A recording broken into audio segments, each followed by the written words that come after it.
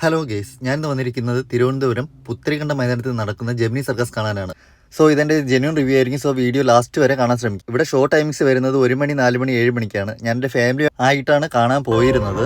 പിന്നെ advance booking വരുന്നുണ്ട്. 500 രൂപയുടെ ടിക്കറ്റ് നമുക്ക് ബുക്ക് മൈ ഷോയിൽ കൂടി അഡ്വാൻസ് ആയിട്ട് ഓൺലൈനായിട്ട് ബുക്ക് ചെയ്യാൻ പറ്റുന്നതാണ്.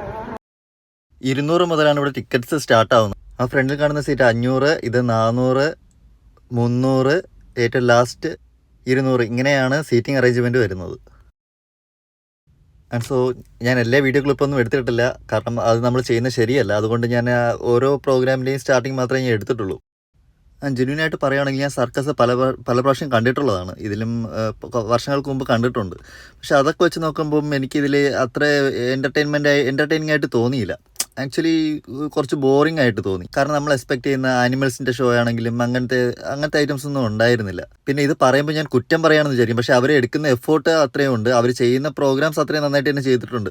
പക്ഷേ എന്തൊരു ബോർ ഫീലിംഗ് അവിടെ നമുക്ക് ഫീൽ ചെയ്യുന്നുണ്ടായിരുന്നു. എനിക്ക് മാത്രമല്ല, എൻ്റെ കൂടെ വന്നവർക്ക് അങ്ങനെ തന്നെയാണ് തോന്നിയത്. സോ ഞാൻ മസ്റ്റ് വാച്ചായിട്ട് പറയത്തില്ല. ഈ സർക്കസ് കാണാത്തവർക്ക് പോയി കാണാം, എൻജോയ് ചെയ്യാം.